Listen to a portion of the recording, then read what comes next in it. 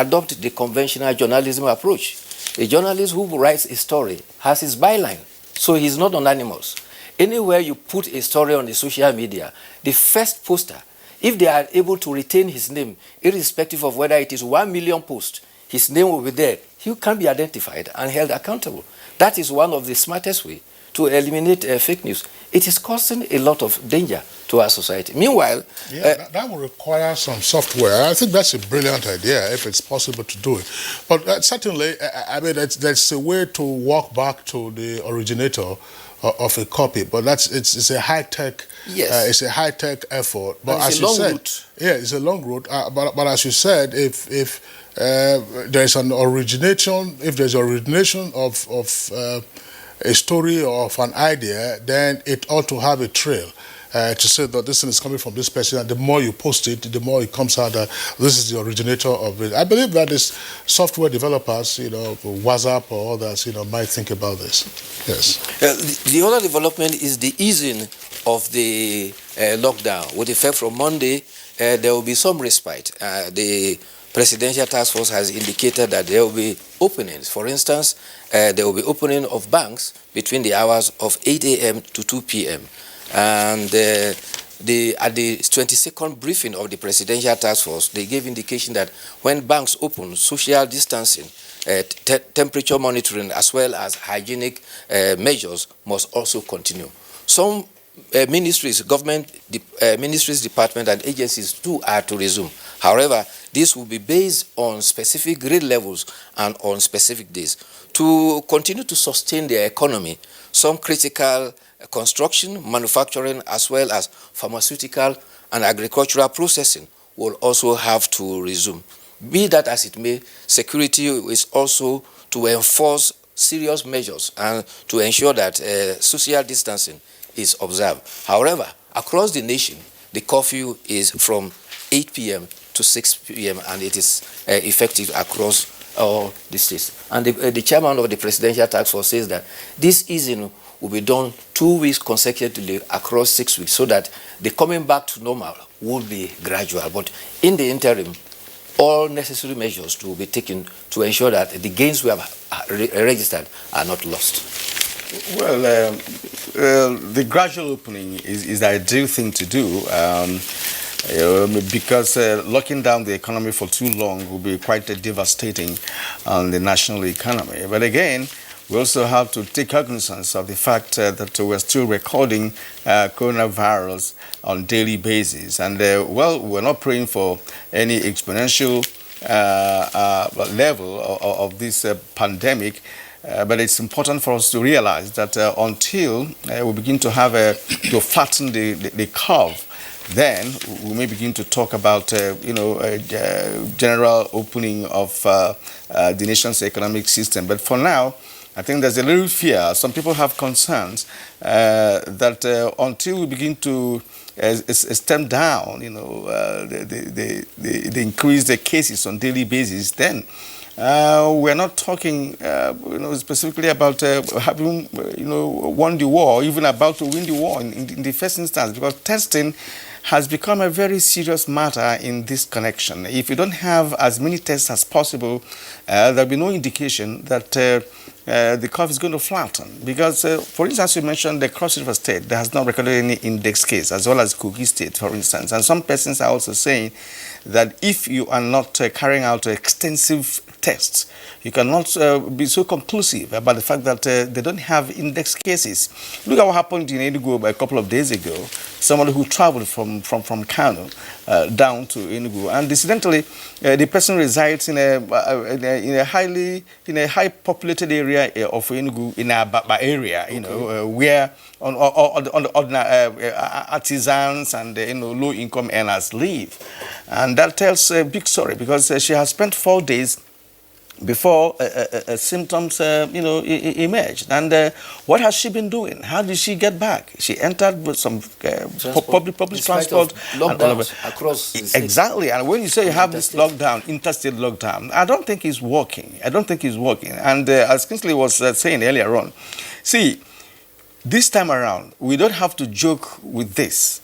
especially the subnationals. It cannot be the same story of when subnationals do not adhere to policies coming from the federal government. This time around, anything about COVID-19 is concurrent. Right, so you have to play your own part. And if you don't play your part, then it's going to be a problem. Yeah, talking about cooperation, there's another indication from Cross River that also is very worrying. The Commissioner of Health was emphatic that if people are sent from NCDC to come to Cross River State for any test, upon arrival, they will be quarantined for 14 days, and after they have tested to ensure that they are negative before they will be allowed to carry out their work. I think there should be synergy between the states and the federal to ensure that we cooperate to fight this. We cannot afford scuffles. What would have happened as the NCDC now sent a special team on the directive of the president to Kano? So Kano would have quarantined the NCDC team for 14 days. In the meantime, the strange deaths are going on, and then Kano, which is supposed to be on lockdown for 2 weeks, will now have his own lockdown extended. So how do you reconcile that? I mean, some NCDC officials have themselves contracted the COVID-19, and the DG of the NCDC has been in touch with them because they are at isolation centers where they are recuperating, because they are also part of the frontline workers. But there is no presumption that prima facie, an NCDC official is a carrier of the virus. So what then would necessitate the quarantine that has been suggested by the state government? It's like saying, look, you take ill, you want to go and visit a medical doctor, so you first quarantine the medical doctor before he attends to you.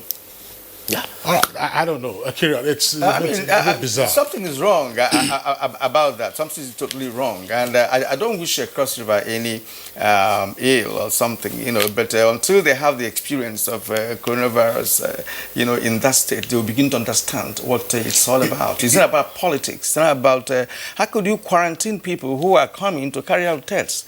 I mean, it's not reasonable, if you ask me, because we're in this fight together. Right. There's mutual suspicion, and you cannot cooperate when you have mutual suspicion. Exactly. The other interesting story, too, is that if we look back, when did we have our first lockdown? That was 6th of April. And if you go by it, for the first 2 weeks, the second 2 weeks, we're going to have lockdown. And already, the United Nations Foundation for Population is indicating that the world could be seeing an unwanted pregnancies up to the tune of about 47 million. It is saying that in 114 countries, low-income countries, there's a tendency that 450 million people in a lockdown will produce a lot of unwanted pregnancies. What we call it unwanted is a game of balancing. People are dying of coronavirus, and other people are giving birth. So it's a question of balancing, natural balancing. November and December, the maternity wards will be very busy. All right, let's go. In all parts of the world. Exactly. Let's go to the editorials now. It's from the Nation.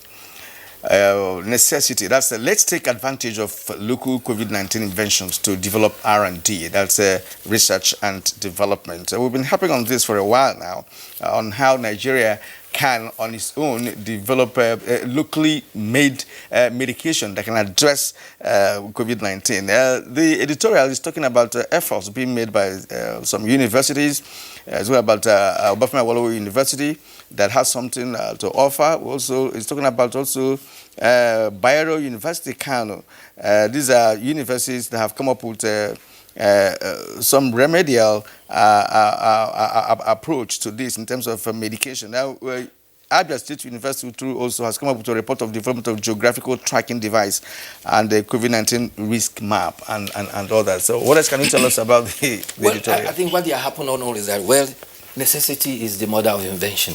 And the editorial is appraising that this COVID-19 is new in the world and everybody is thrown off balance. Therefore, to your attend, O Israel, and it is commending some higher institutions that have come up with initiatives either with ventilators or one thing or the other to help this situation. He also identified what the World Health Organization praised Nigeria for, the first nation to identify the genome of the COVID-19, which is the positive direction towards a vaccine and a cure. But the editorial is saying that we should go beyond that. We should continue to rely on some initiative here and not just continue to wait on vaccine coming from the world. Chairman of COVID-19. The other day we were asking, how can you have a cure for COVID-19 about 4 or 5 years ago before it arrived? Of course, coronavirus is coming up in several phases, and therefore their genome by pattern might be similar. There was also a professor who announced that, give me 5 people, I can cure him, I have a concoction for it. Only yesterday, the chairman of the Presidential Task Force, the SGF, indicated that they may be asking the permission of Mr. President to see if they can import the liquid contraption that has been made in Malagasy for cure in Nigeria. He said we will ask for a plane load of it if it works. Already, President Trump is on record to have said that they will give $2 million to Malagasy to continue the research and produce those things, provided they are possible to cure. We can get such things if we go natively with some of our herbal things, but we must have courage to test and try them. Yes, there are a lot of claims in Nigeria, from persons who have carried out one research or another, especially Iwu that you talked about. But I'm not even believing that it is not possible for even a patient to say, look, fine, let me be the guinea pig. Let me be the guinea pig, and let's start testing out. If somebody says they have something, I don't see any reason why we cannot say, okay, let's start this testing. But to prove him wrong or right, because like you said, it's like a gamble. Globally, people are trying all manner of medication in America. Even for the vaccine, it takes about a year or 2 for it to come out. But now, the World Health Organization has bridged it. 2 people have come out for tests. One, unfortunately, has died. One has accepted the vaccine, and they are watching him. All right. Bayo Toyobe, would like to thank you. You referred to Malagasy. That was an old name for Madagascar. Madagascar is an island off the Indian coast of the African continent. Yes. Well, the SGF, I hope, that wasn't another instance of him being misquoted or just a joke that has not been taken to be a serious point.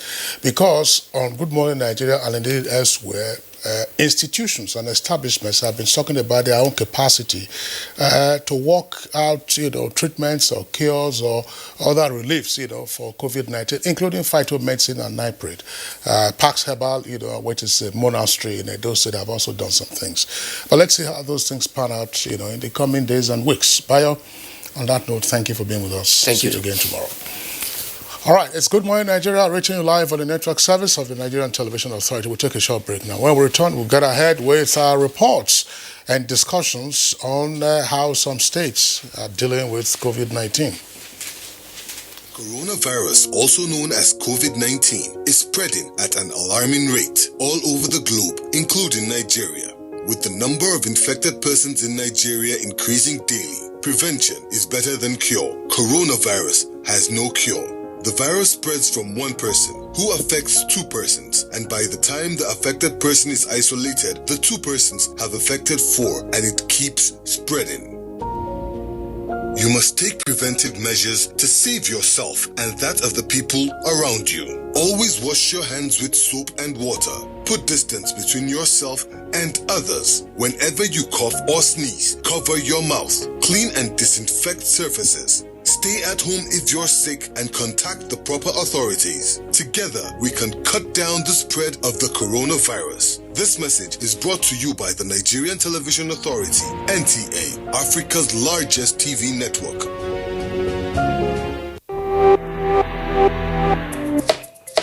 Welcome, dear.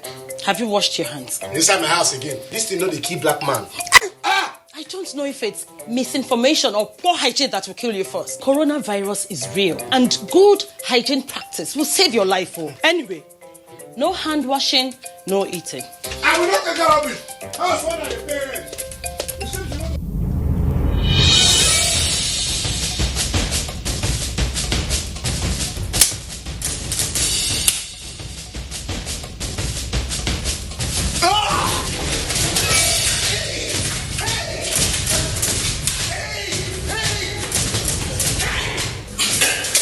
Coronavirus is real and it's on the rise. But you can help yourself and help others to be safe. Remember, we can stop the spread. It's in your hands. This message is from the Akinfade Foundation in partnership with the National Orientation Agency with support from MacArthur Foundation.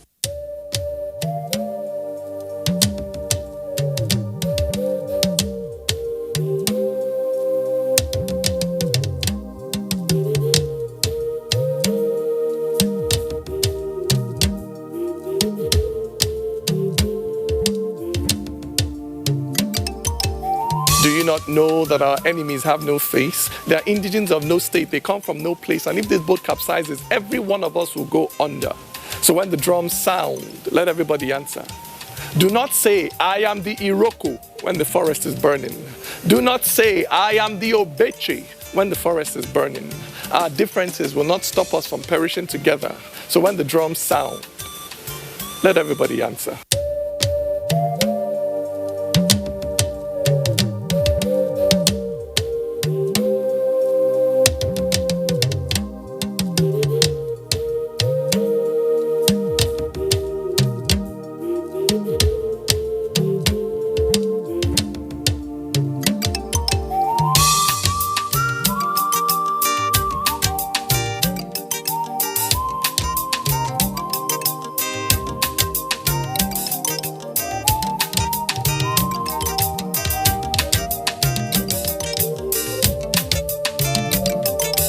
The month of Ramadan is here again, and we at Al-Habibiyah Islamic Society once again call on all faithful to observe the physical and social distancing directive of the government to curb the spread of COVID-19. Always wash your hands with soap and water, use hand sanitizers and face masks when necessary, and stay at home. Observe your obligatory salat, tarawih, tahajjud, du'as, and askars with your families from the comfort of your home. Stay at home. Stay safe. Stop the spread of COVID-19. This message is from Al-Habibiyah Islamic Society. From Allah to you, a light. I just don't understand this coronavirus thing. Is it real? See, coronavirus, known as COVID-19, it's a global problem and has killed thousands of people in China, Italy, Spain, UK, US, and other countries around the world. Okay. Now, why are they saying that we should stay home? Because if you go outside and get in contact with someone who is infected, you become infected and then come back home, affect your family. That's how it happens in other countries. Now, please, help me explain what this social distance is all about. See, as we are now, the virus travels through the air and by touch.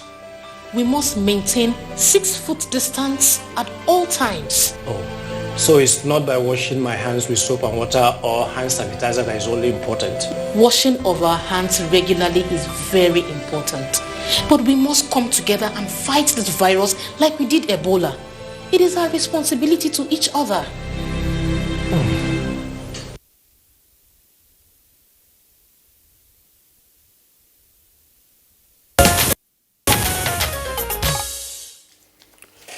And to guide us into this morning's discussion, let's take excerpts from the previous discussions on COVID-19 situation and reports in states as compiled by Aisha Obale.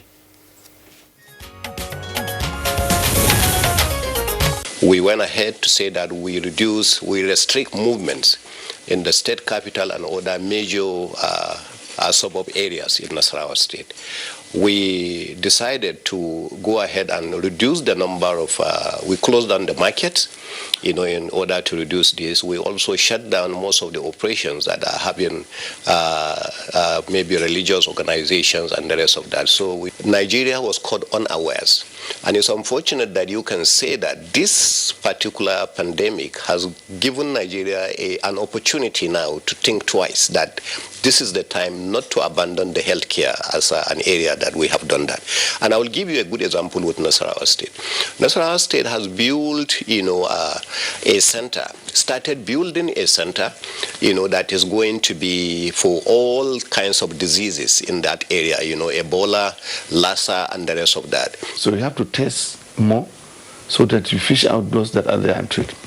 Now, coming to the question you asked earlier concerning the lack, that is why NCDC said, if you have any history of travel or symptoms, come forward and get tested and self-isolate until the result is out.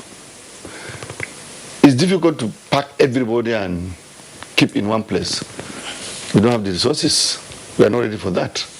But with right information, that look, if you travel outside and come back from an area of pandemic, or you have contact with somebody who is infected, please get across to the state, a pit unit, and get tested.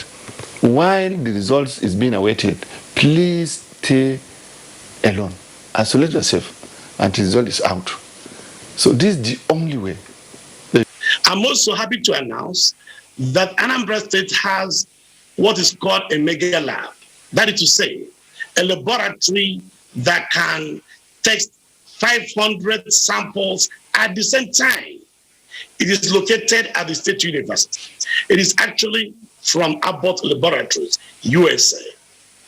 The only difficulty we're having is that it doesn't have reagents. Reagents are now being ordered.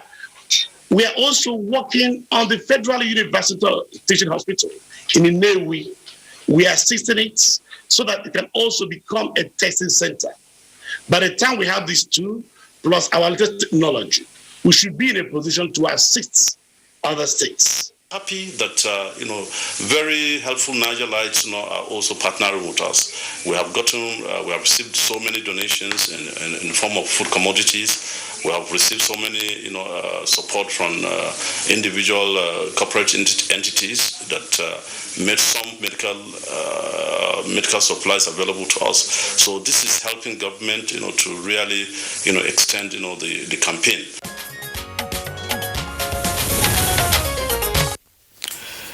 And joining us for this morning's conversation, first via Skype, we have the Permanent Secretary, Katsina State Ministry of Health, Dr. Kabir Mustafa.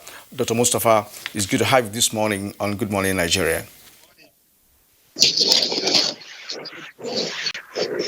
All right, and also with us this morning via Skype, from Cross River State is Dr. Beta Edu. He's the State COVID-19 Task Force Chairman and Commissioner for Health. Good morning and welcome to the program.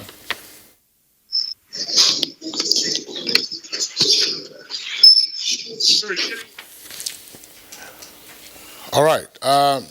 Here in our Abuja studios, we have again Dr. Mohammed Kawu, who is the Acting Secretary of the FCT, Health and Human Services Secretariat. He's been with us on a number of occasions. Dr. Kawu, pleasure to have you with us on the program again. Good morning. Good morning, Nigerians.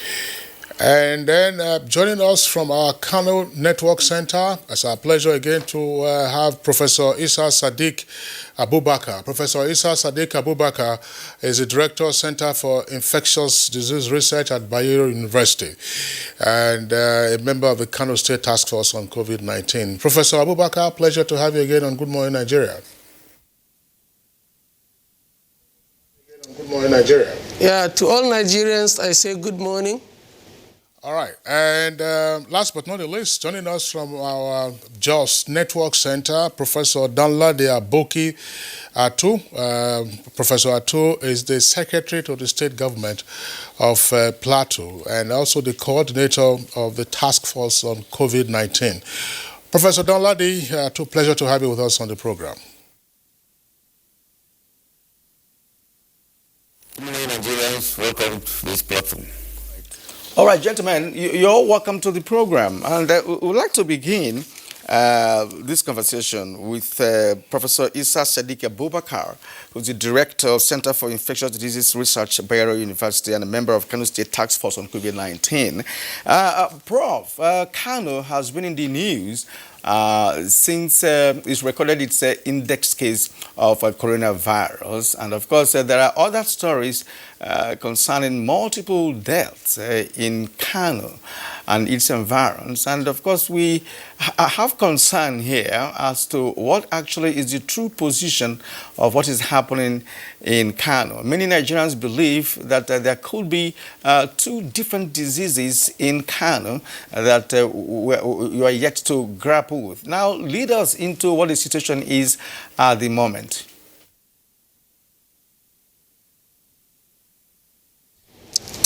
Okay, thank you very much.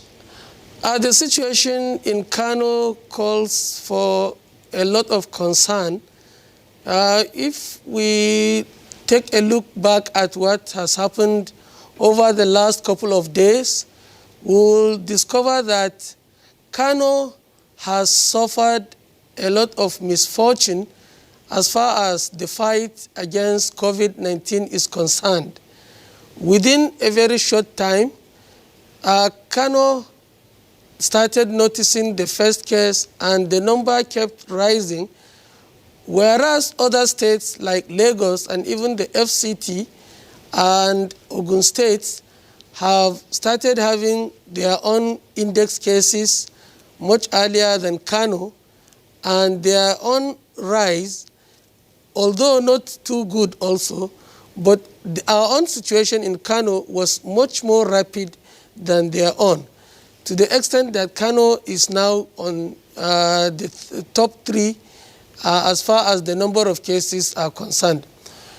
And then we came to a stage where we have noticed a number of deaths, majority of which we cannot explain, but then we can make some hypotheses as scientists. We are now living in a situation where we are having cases of COVID-19 being recorded at an alarming rate, and then on another side we are having our people, especially the elderly, losing their lives.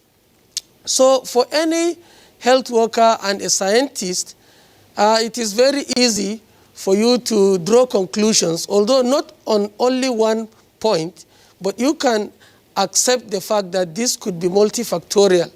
However, COVID-19, we cannot divorce these dates from COVID-19, whatever other conditions we may consider. So the best thing is for us to accept the reality at hand, and that is why the state government has instituted a panel to conduct verbal autopsy. And I am aware of different groups within Kano and even some outside Kano also organizing different studies using different methodologies to try and see if they can pinpoint the diseases or whichever factor contributing to the number of deaths.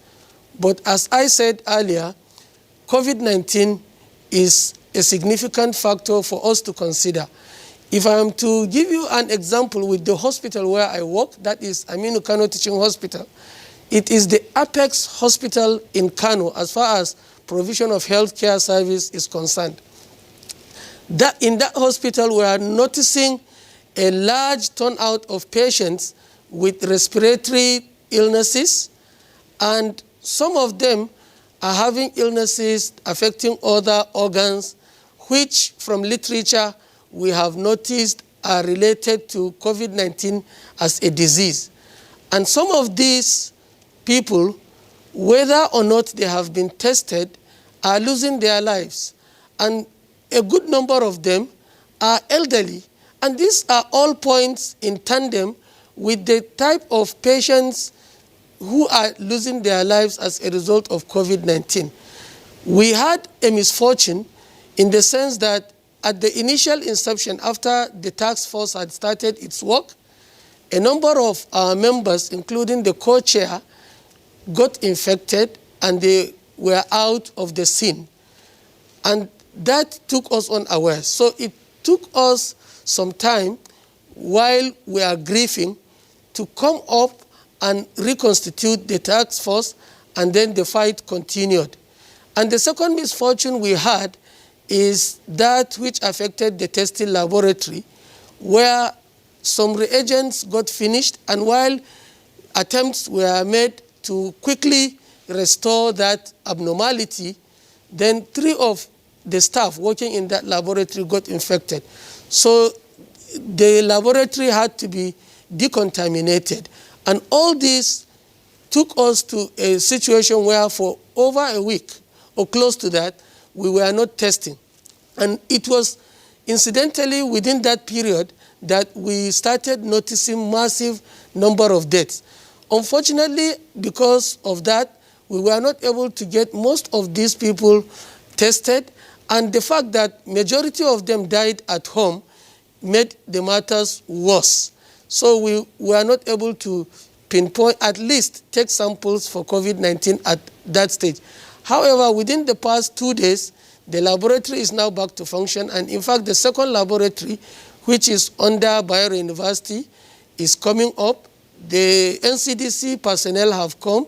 They have tested all the equipment. They have given training, including biosafety training, to the staff in that laboratory, as well as the first laboratory. So we are ready to go with the second laboratory to start working. But now the good thing with this is that for some of the cases which we have lost their lives, especially within Aminu Kano Teaching Hospital, which is the immediate environment, at least 2 of those deaths have been accounted for, and they have been related to COVID-19 because we were able to take samples while the patients were on admission before they died. And both of them were positive. And as time goes on, of course, we will intensify our efforts directed at these type of patients who will come for admission, or they will come as outpatients with symptoms suggestive of COVID-19, and we will be very aggressive in pursuing that. We try and get to the bottom of the situation. Whether these people will die later or they will recover, it's something that is not in our hands, but at least we will be able to document the main causes or contributory factors to these deaths. All right. Professor Isa Sadiq Abubakar, I would like to thank you very much for your opening comments. We've allowed you to explain, considering the fact that Kano is now effectively on the map in terms of the rate and number of infections. But I still want to ask you one question so that we move on to the other guests. On Monday, President Muhammadu Buhari indicated that Kano had become a state of national interest on account of the spike in unexplained deaths, which we have also talked about. And the presidential task force followed up by indicating that, look, they were going to deploy a special team to Kano. So what has happened with the special team deployed from the federal system to Kano, in addition to the lockdown, which is supposed to help decelerate community transmission? Are people obedient to the lockdown or still milling around, particularly in the old city itself?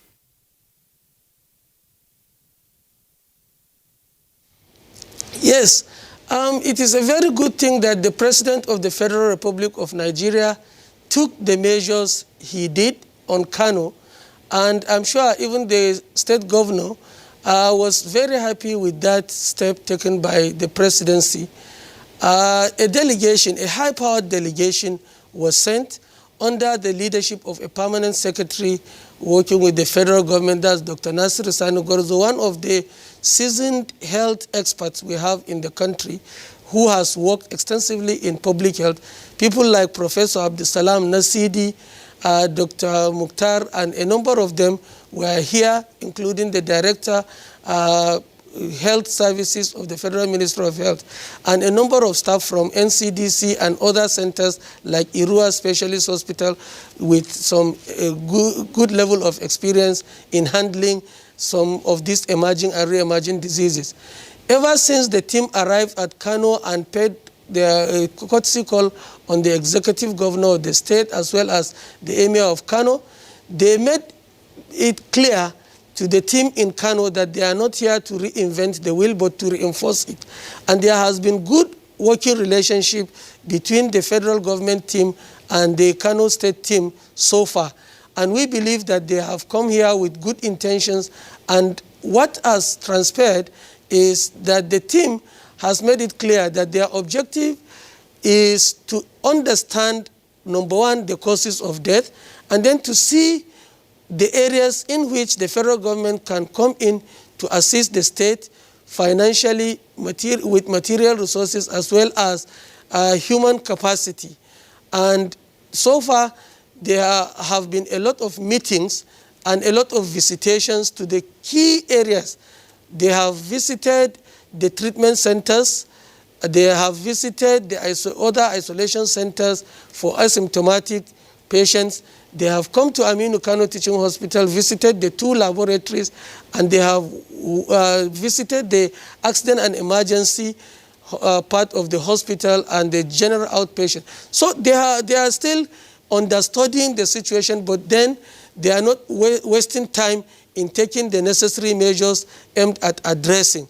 And a lot of planning has gone into it, and they are educating even members of the task force, and they are satisfied with the level of performance of NCDC staff who are working round the clock with our staff in our laboratories, giving a lot of trainings with biosafety and as well as logistic management and the way to continue with the work. All right, Professor Issa Sadiq Abubakar, thank you for your contribution so far. We're going to come back to you because Kano, as rightly pointed out, has become a very interesting state in this matter, and we need to know what is happening in that beautiful city of Kano. And of course, all the information that we got regarding, rise in the pandemic in other parts of the north were all attributed to people who traveled from Kano to those destinations. Thank you indeed. Now, let's go to Katsina State, where we have the Permanent Secretary, Katsina State Ministry of Health, Dr. Kabir Mustafa. Dr. Mustafa, Katsina is one of the states that keeps recording steady rise in the number of cases of COVID-19. And we heard that the index case was actually imported into that state by someone who traveled to the state at some point. But now you have a good number of cases to grapple with in that state.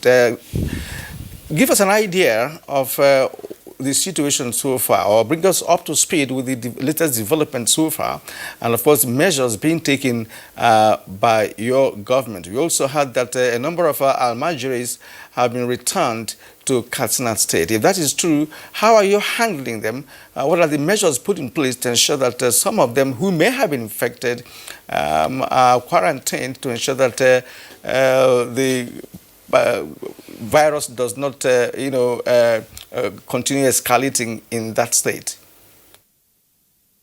Yeah, thank you, Kieran, and good morning once again, listeners. Let me try to correct an impression of the first case we had, that is the index case from Dora, who happened to be a medical doctor. The actual happenings were that he had a meeting in Lagos, which he had to travel to Lagos.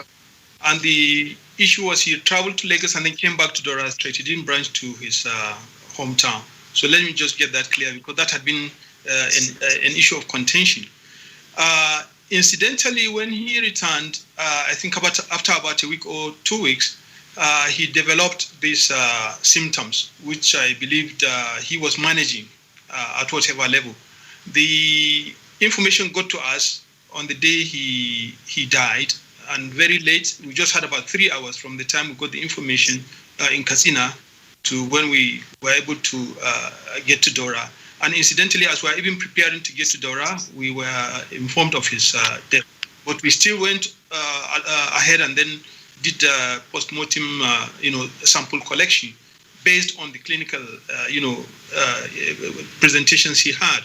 And that was what led us to getting that first index case in Now, since the advent of that case, information it was positive. Then the report from the woman this morning. His Excellency, the Governor, Right Honorable Aminu Bello Masari, directed that the first thing to do is to quickly get the populace because, as we are all aware, the issue with COVID has to do with a lot of behavioral changes.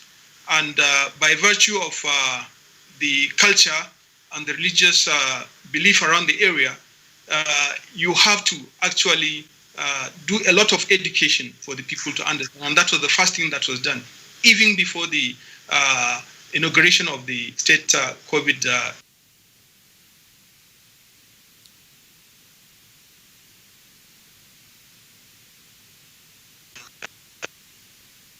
All right, it appears we've lost Dr. Kabir Mustafa, who is the Permanent Secretary of the Katsina State Ministry of Health, joining us via Skype. Now we understand, okay, all right, it's back. Dr. Kabir Mustafa, please continue from where we seem to have lost you. We're talking about public enlightenment as a key to engendering behavioral change amongst the people.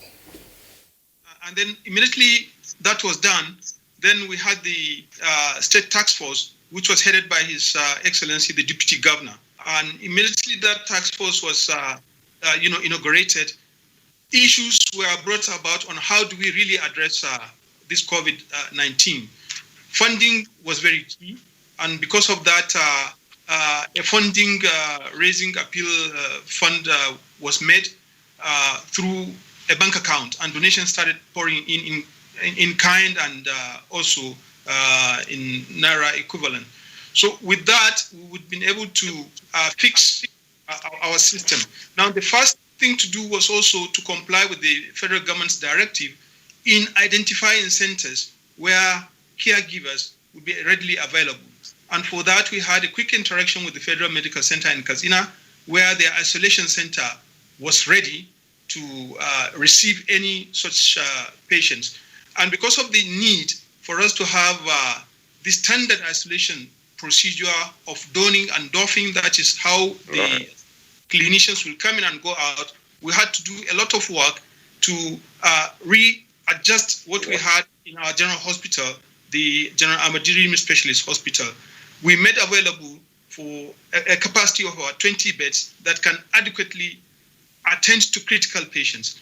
The Federal Medical Center has a capacity of about 13 beds that can equally attend to critical patients. Now, as we are doing that, we went ahead to identify the IDP center in Katsina State, which from our assessment and the ongoing work we are doing on it, will provide us additional 160 beds. All these beds we are talking about are to meet the standard of what is required under the WHO guidelines. Each bed will have the oxygen supply, and then of course would have mobile ventilators that will be moved around. As at now, we have about 10 ventilators ready, but it might interest us to also know that as at now, we haven't started using ventilators on our COVID patients. And out of the 39 patients we have with the one death, only about 2 seem to be very symptomatic. Symptomatic in the sense that they need very close care, but most other patients had been asymptomatic. Now, going by that, we also had to consider that patients need to be identified during the process of the contact tracing, and even some that exhibit signs and symptoms that might mimic the COVID. So for these patients, we have what we call the holding area. And for the holding area too, we are using the Nigerian Civil Defense Center, where we hold the patients when samples are taken, awaiting the outcome of their results. Once the results are out and they are positive, then we move them to the fully established center where they will be managed, either the Federal Medical Center or the General Nigerian Specialist. All right. Thank you very much, Dr. Kabir Mustafa, Permanent Secretary, Katsina State Ministry of Health, for your response. Now, we have another Skype connection. We want to introduce him at this time. He's the Executive Governor of Bayelsa State, His Excellency Senator Douye Diri. Senator, pleasure to have you with us on Good Morning Nigeria. You're joining us via Skype from Yenagoa, the capital. Now, Bayelsa State has lost its innocence with the arrival of the first index case. How has this altered your response plan or otherwise triggered some response plan? Yeah, thank you. Good morning, Nigeria. Truly, we have been diverging of Corona 2019, and our response immediately was to ensure that we went into contact tracing and to decontaminate the facility where this lady was kept and receiving treatment. Thereafter, we also imposed a 1 week lockdown and curfew from 7 a.m. to 7 p.m. to 6 a.m. And that is being observed throughout the state. Again, we reinforced our lockdown on our borders with our sister states of Rivers and Delta.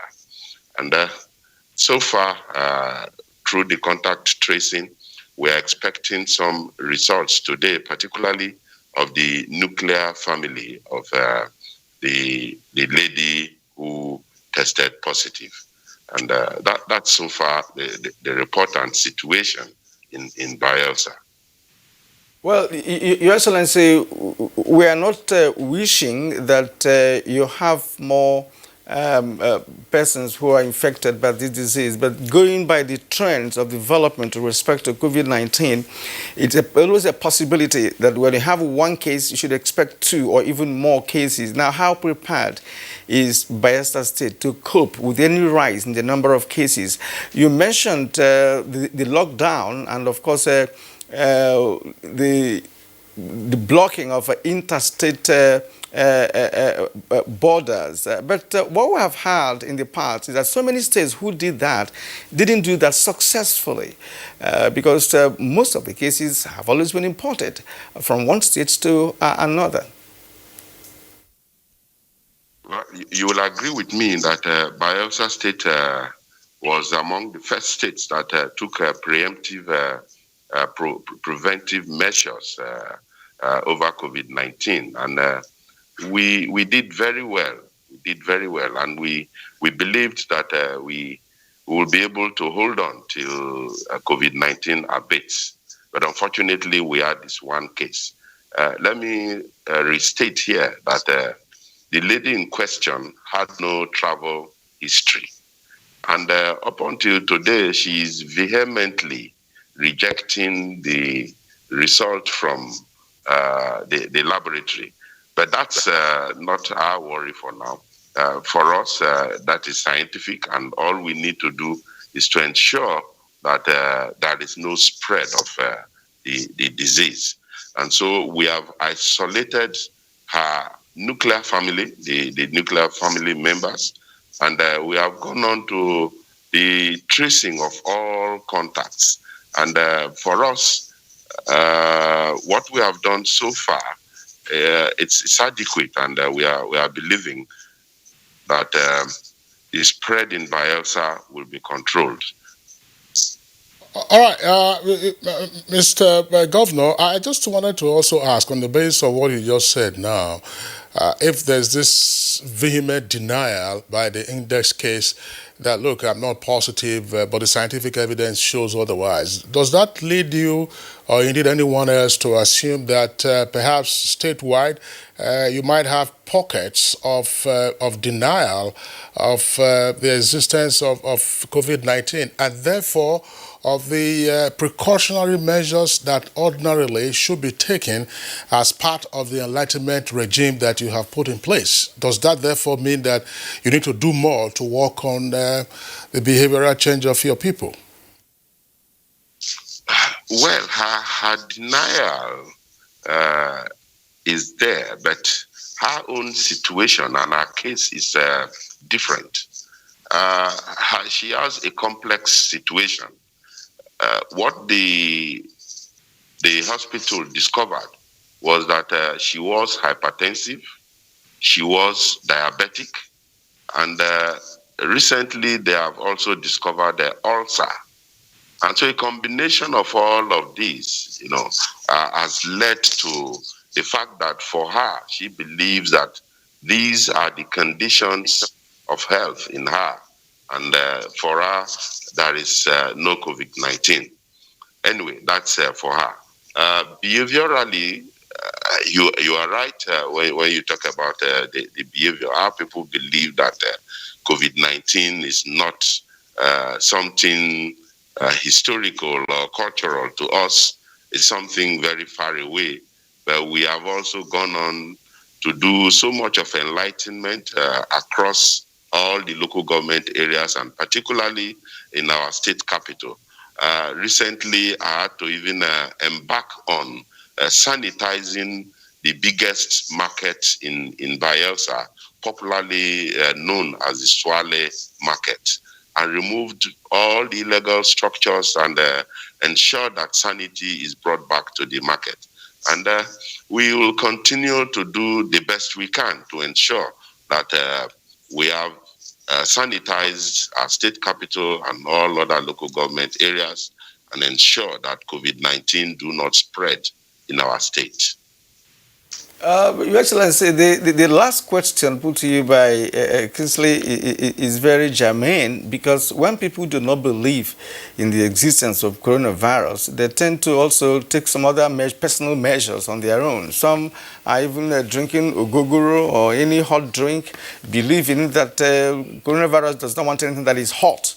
And in your state, a good number of friends, have also said that, look, they could have local treatment on their own to cater for it. Now, how much of surveillance are you carrying out, if I may use that word, in this connection? Are you carrying out in local government areas of Bayelsa State where a number of locals will not believe that coronavirus is real? Have you really gone deep down into the grassroots of local governments in Bayelsa State to, of course, inform them of the reality on ground? And now that you have a case to handle, whether it was whether the woman is accepting the result or not, it is pertinent, that many Bayelsans should understand what is on ground at the moment. Yeah, for now, the index case has actually brought to fore for everybody around the states to believe that COVID-19 is real, even though we have embarked on sensitization and awareness creation over this period, including using our local means of town crier across the state. As we speak, the local government council chairmen are also chairing the COVID-19 team in their own local government areas. And they are also doing a lot to create the awareness. And for me, I want to believe that there is a change in behavior, because immediately we had the index case and the COVID-19 committee met and we declared a 1-week lockdown. The level of compliance was almost about 100%. And that's points to the fact that the people are becoming very aware that COVID-19 is here with them. And so I want to believe that our people are very much aware about the reality of COVID-19 in Bayelsa State. All right, Your Excellency, just one last question for you. For us in Nigeria, there has been the addition of another infection, if you like, a co-infection, popularly referred to as hunger virus.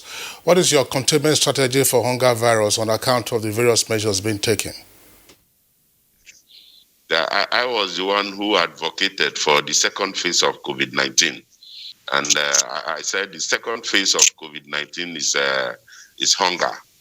And so even without an index case in our state, we gave the first palliatives across the whole state. And just this week again, we have given the second round of palliatives, foodstuffs across the whole state. And with a stern warning, of course, from me that palliatives should be given to all those who are in need, to the vulnerable, across party lines and across ethnic lines. And so even the non-natives in Bayelsa, resident in Bayelsa, were also part of those who received palliatives. And so we have tried and we are doing our best to ensure that the hunger is not as severe as it is maybe in some other parts. All right. At this point, Your Excellency, we would like to thank you for your contribution to the program this morning. And of course, you have taken some time out of your schedule to be part of this program. We appreciate that. We are wishing you well as you battle to contain the index case. We are hoping it's not going to go further than that. Thank you again for coming on the program. Yeah, thank you, my brother. God bless you. All right, we've been speaking with the governor of Bayelsa State, Duro Diri. Now, you are still watching Good Morning Nigeria, and other guests are yet to talk to us. For instance, from Jos, where we have the coordinator of Plateau State Task Force on COVID-19, Professor Danladi Aboki Altu. Prof, give us a sense, if you could, of the latest development with respect to COVID-19 in Jos Plateau State.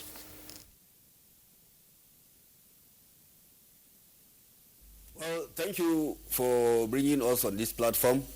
I want to share some thoughts on the actions that we've taken here on the plateau. Recall that when the news of this pandemic hit the shores of this country, the governor of the state came out with a composite approach to address some the issues on ground, particularly on the idea of adopting preventive approaches. It is these preventive approaches that saw us putting in place some structures, such as the subcommittees emerging, committees of awareness, because at the heat of this pandemic, there was this some kind of behavioral pattern that they seemed to be negative. Some were disposing some negative approaches to it, saying that it's not real. And what the government did is to engage stakeholders on discussions and awareness. And that saw us creating committees on awareness and sensitization, creating committees on health services, creating again a subcommittee on enforcement. Another one too has to do with border management. Now all of this emerged as a product of engagement with stakeholders in the state. Now here on the plateau, the governor is the chairman of the task force himself. That's to show the seriousness to which he attaches to this. And the committee sprang into action about 3 weeks ago. And at the point of this sensitization, when we found out that the Lagos and Ogun, FCT were becoming epicenters of the spread, we saw the need for us to tidy up our state too by adopting some harder measures.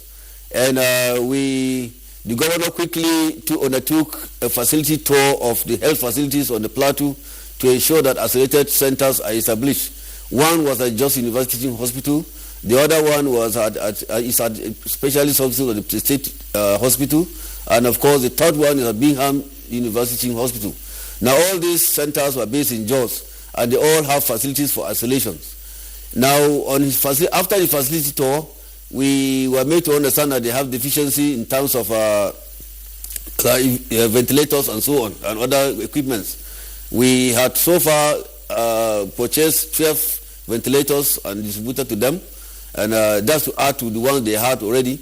And other compressors and other facilities have been purchased, and BPE equipments.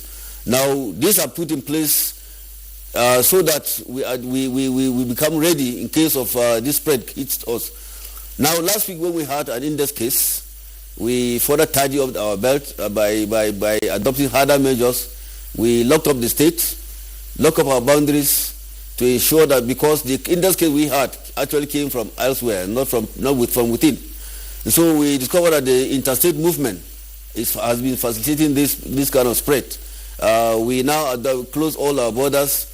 We locked up the state, but along the line, after 1 week, we give them some breathing space for people to restock, 3 days or 2 days breathing space, so that people can restock their homes.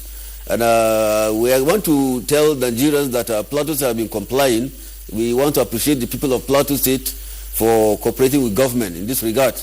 When we had an index case, what we did was to again isolate the entire immediate family. The immediate family are now under quarantine, and they are cooperating very well. In fact, even the community, the immediate community, even have adopted a self-isolation to safeguard themselves from that. We have so far opened up more quarantine centers. We have one at the NYC camp, the other one in Bakiladi, and we are opening this week. We are opening another quarantine center in Shandam to take care of the southern senatorial zone, and of course the one in Mango is taking care of the central zone. But when we are adding another one in Panshin too in central zone, the idea is to spread it because the contact tracing capacity is being increased now.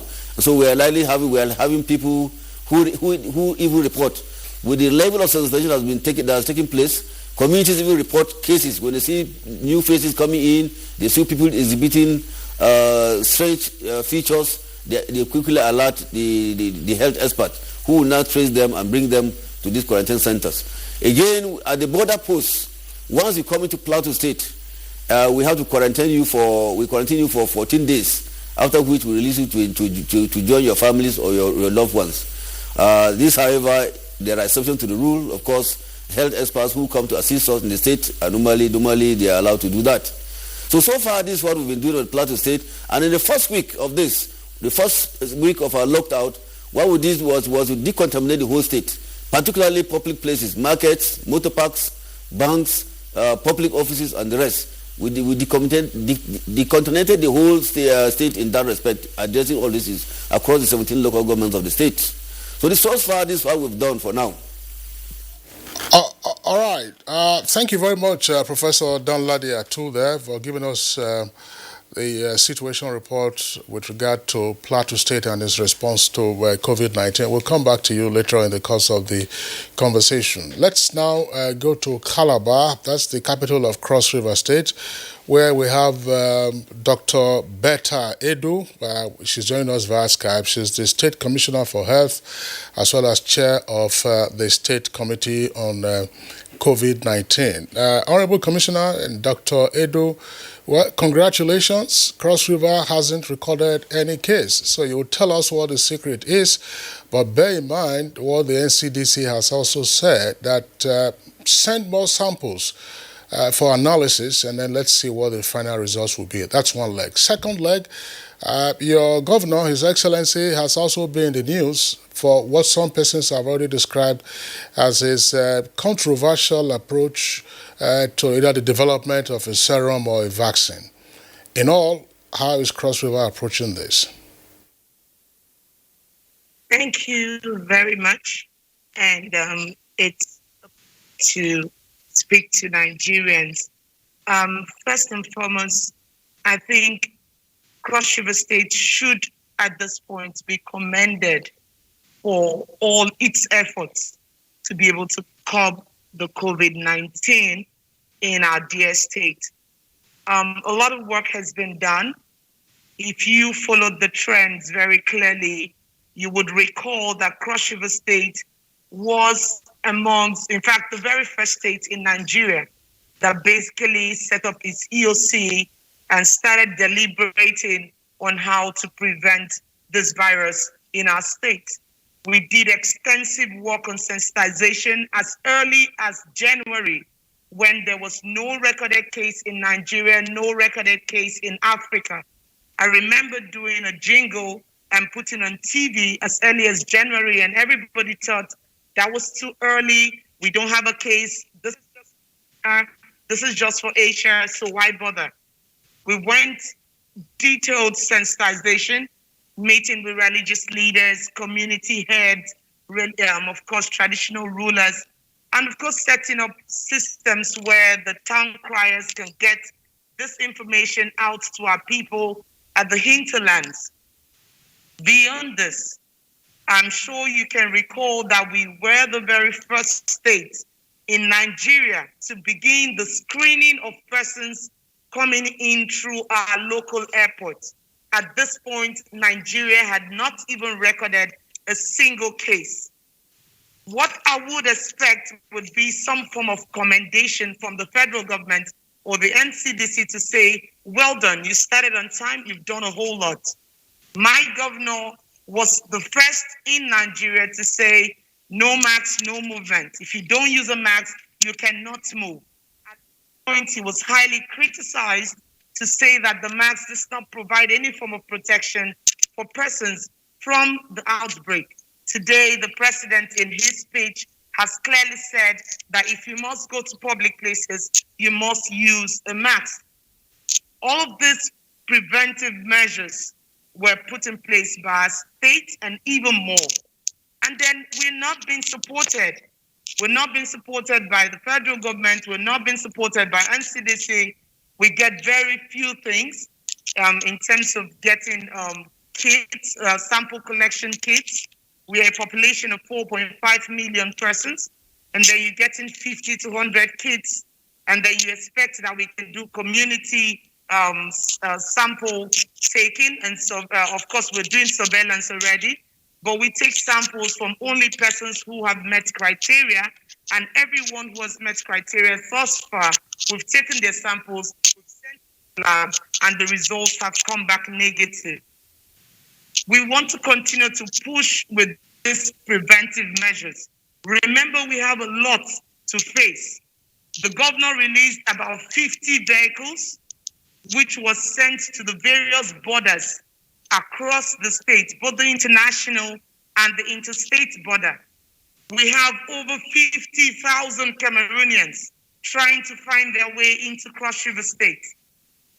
And if we don't take these measures to ensure that we keep them out, then we would be up for a lot of trouble. Remember that Cameroon have figures rising close to 2,000 as we speak. I do not mind, of course, every case which we find or any suspected case, we'll definitely send the samples. We've had to send samples of people who don't even meet the criteria just to up the numbers. And of course, at this point, it would be important for the federal government and of course NCDC to step in and see how they can support Cross River State to do more. I do not love the pessimistic approach which insists that every state in Nigeria must have. Let's rather be optimistic to view that we should be proud of the fact that there are states in our country that do not have the virus and do everything possible to keep the states in that status. It's important for us as a country. We should not take pride in saying that more states have recorded more cases. That should not be a thing of pride. And I'm sure if Nigeria as a country, like they have already started doing, imbibe some of the steps which we have taken already, including the complete closure of interstate borders, and then, of course, preventing people from infections coming into your state, it would reduce the numbers. Of course, the curve will begin to flatten out, and we would be done with this whole episode of the coronavirus. That being said, Dr. Betta Edu, you've spoken well so far, but I'm inclined to asking you one more question, and that has to do with some of the issues that you raised. It is not yet Uhuru, even as we're not wishing Cross River State to have any virus case presently. You have about 4.5 million people in Cross River State. If people don't move without mask, have you been able to provide the masks for the 4.5 million people in Cross River State? Of course, noting, of course, the fact that you don't just use one particular mask on daily basis. You use, some of them are disposable, and I'm not sure that you now have the type of masks that one could perhaps wash and reuse again. On the issue of NCDC, which you're saying should come and assist you, we also heard that your state has said that even if the NCDC staff comes to your state, they should be quarantined for 14 days. If that is true, how then do you expect NCDC to work with the state? We are very happy about what's happening in Cross River, where there's no index case, and you have reeled out measures that you have taken so far to ensure that the status stands as it is. What's your take?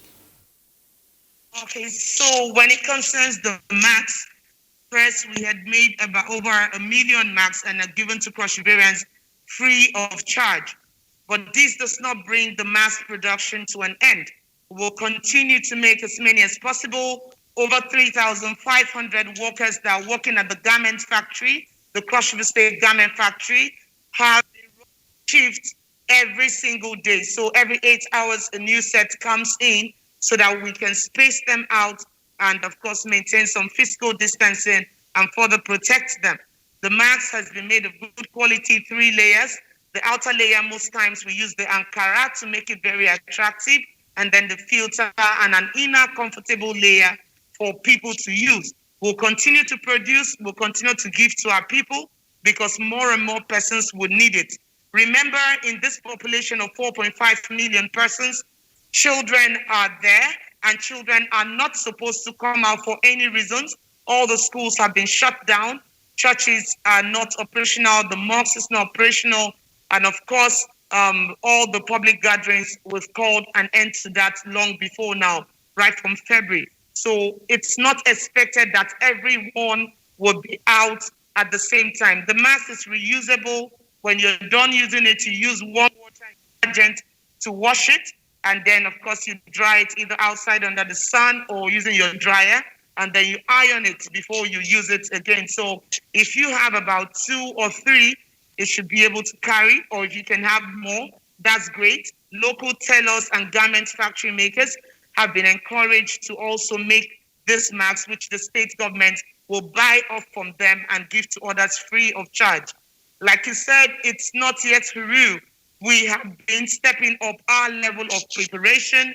We have at least 3 isolation centers that can take up to 116 persons. We have been trying our very best to see that we can continue to do a lot of training for health workers. About 375 have opted to volunteer at us far, and we'll continue to train them.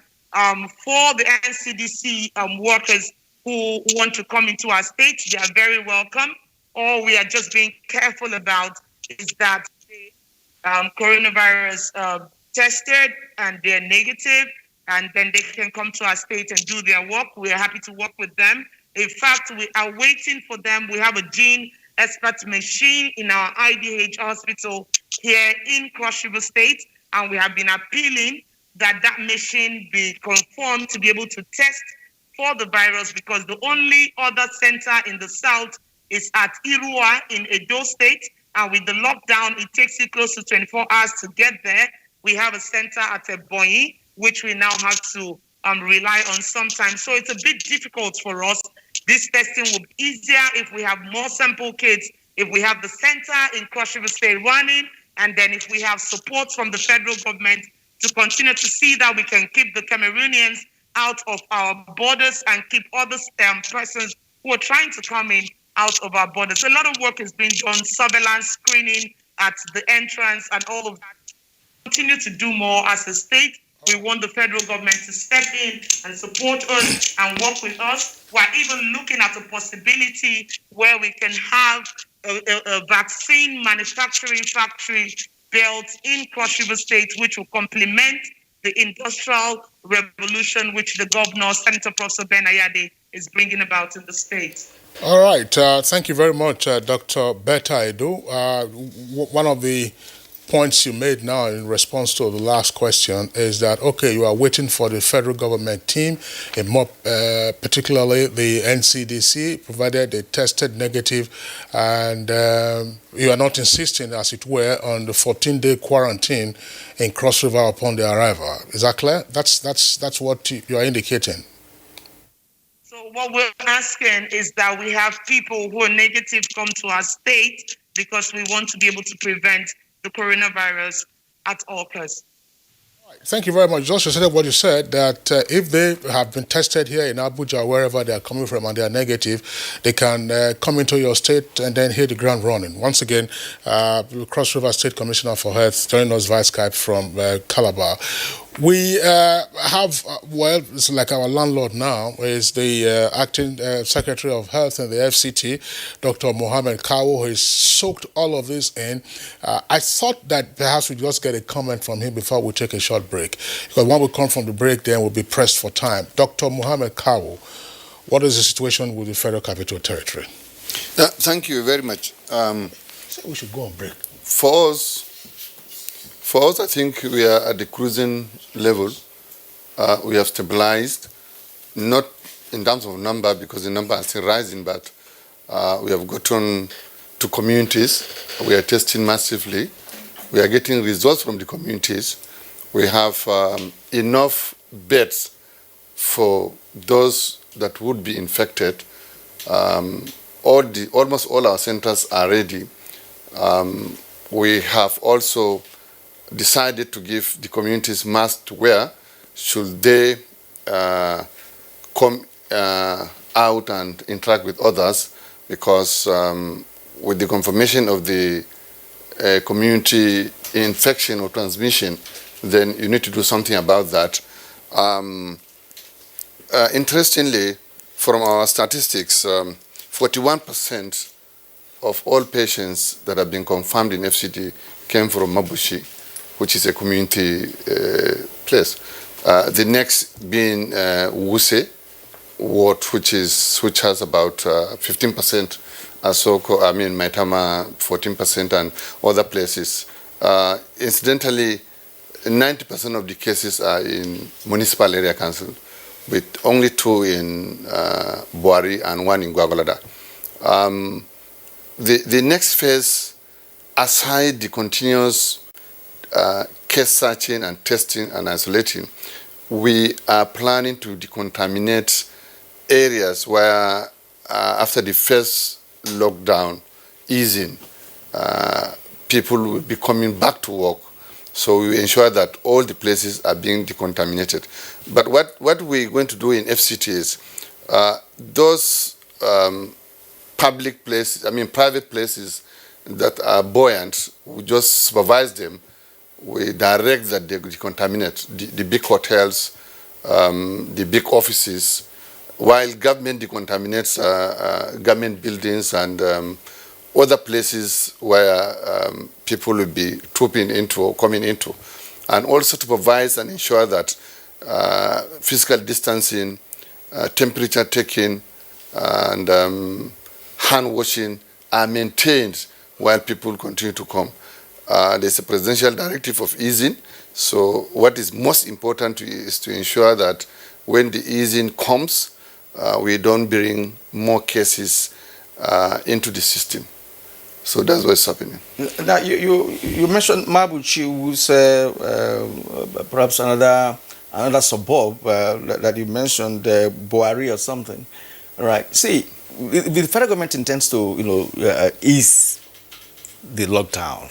How do you intend to handle the situation? Because if some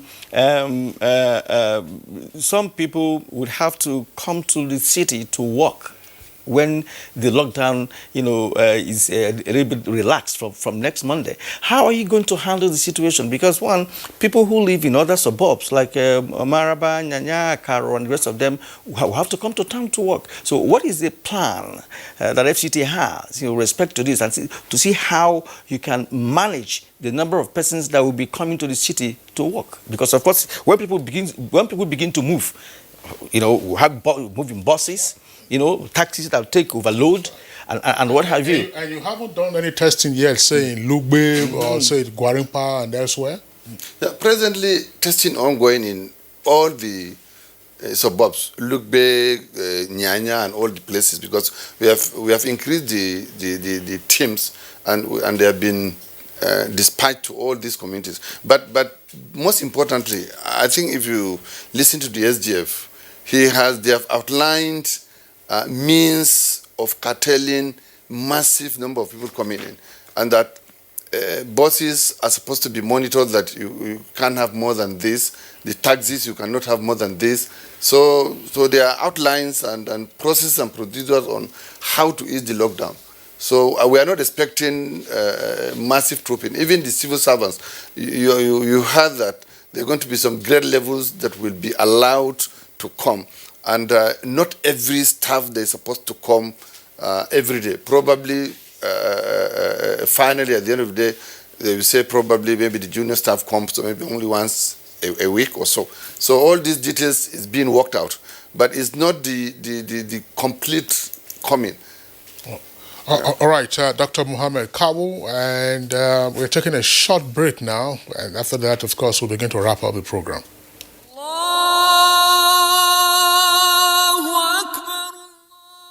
The The Nigerian Supreme Council for Islamic Affairs, under the leadership of its President General, His Eminence, the Sultan of Sokoto, Alhaji Muhammad Saad Abubakar, CFR MNI, congratulates the Muslim Ummah on the commencement of the fasting of the month of Ramadan, beseeching Allah to grant us the blessings of the month and to inscribe us among the inhabitants of Al-Jannah.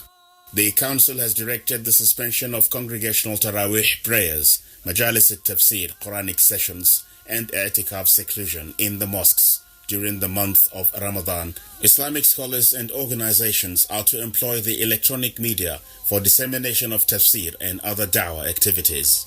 Janazah, washing, shrouding, prayer and burial of Muslim victims are to be carried out by officials of the Nigeria Center for Disease Control, NCDC, and other government health officials.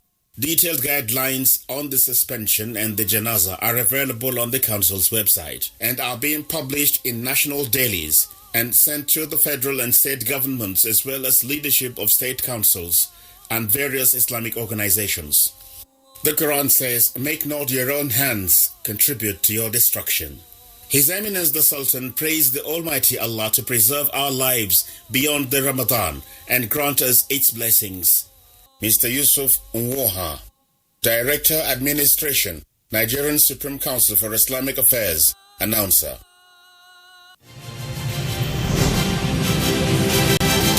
It's time to take responsibility. So I'm staying home, watching videos and learning as well. We are all aware of the pandemic hitting the world today. The COVID-19 virus is real. A big thank you to all our health workers, doctors, nurses, everybody fighting this pandemic in their own way. Please stay home, save lives. Prevention is better than cure. Stay responsible. Nigerians, coronavirus is dangerous. It can kill. When you see this sign, high fever, cough, shortness of breath, drowsiness, pneumonia, don't panic, don't hide. Don't embark in self-medication. Promptly visit the nearest medical facility. Report all cases to the nearest hospital. Prevention is key. Avoid contact with infected persons. Avoid crowded areas as much as possible. Wash your hands regularly. Use hand sanitizers. Your life is precious. Stay alive. Live long, live right. This message is sponsored by the Federal Ministry of Information and Culture and the Nigerian Film Corporation. Nigerian Film Corporation, powering possibility. As a strong immune system increases the chances of victims surviving COVID-19. A corruption-free society creates opportunities for citizens to thrive and prosper. Build your immunity. Stop corruption now. Report all acts of corruption to ICPC on this toll-free number 0800 2255 4272. This message is brought to you by ICPC and NTA. I just don't understand this coronavirus thing. Is it real? See, coronavirus, known as COVID-19, it's a global problem and has killed thousands of people in China, Italy, Spain, UK, US, and other countries around the world. Okay. Now, why are they saying that we should stay home? Because if you go outside and get in contact with someone who is infected, you become infected and then come back home, affect your family. That's how it happens in other countries. Now, please, help me explain what this social distance is all about. See, as we are now, the virus travels through the air and by touch. We must maintain 6 foot distance at all times. Oh, so it's not by washing my hands with soap and water or hand sanitizer that is only important? Washing of our hands regularly is very important. But we must come together and fight this virus like we did Ebola. It is our responsibility to each other.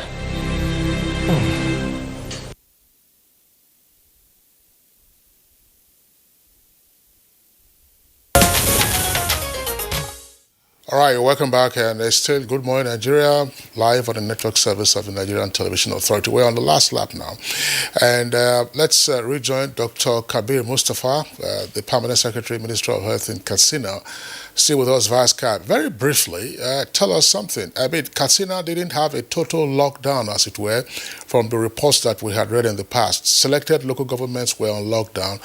What is it that you intend to do now, considering the state of Kano, which is your neighbor, and with the allegations of dispersal of infection from Kano to elsewhere?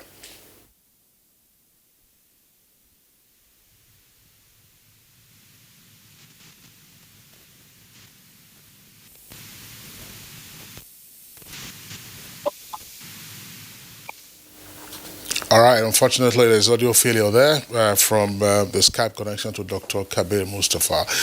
Well, let's go over to Plateau State. Plateau State, where the SSG, Professor Danladi Atu, is still with us in our studios. Professor Danladi Atu, I might as well ask you the same question. Plateau, of course, has a number of neighbors, but how effective might your surveillance be, and therefore policing of your boundaries, to try to stem infiltration of persons from heavily impacted locations?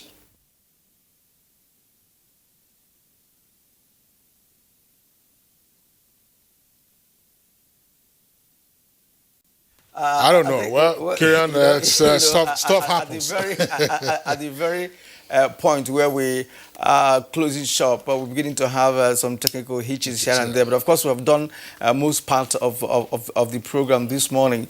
But before we just say goodbye, you had something to tell us, just in a few seconds, concerning what happened in Abuja a couple of days ago. Yes, last week we lost a staff nurse from Musa Hospital.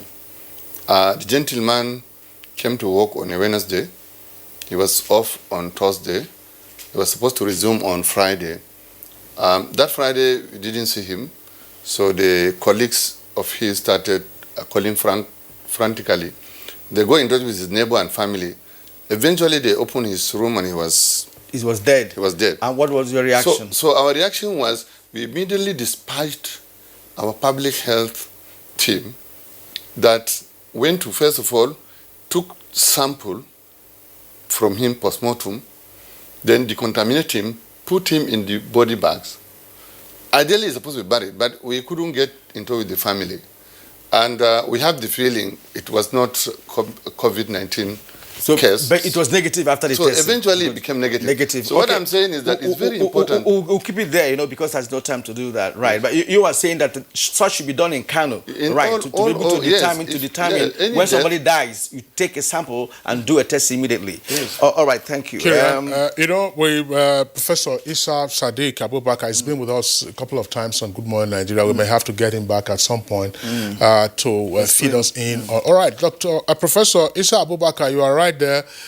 We'd like to thank you for being with us, but are we likely to see now a change in the recording of fatalities and burials in Kano? Because last week, one of our guests from Kano said that there are no records kept. Are we going to begin to see records being kept now of fatalities and then of burials?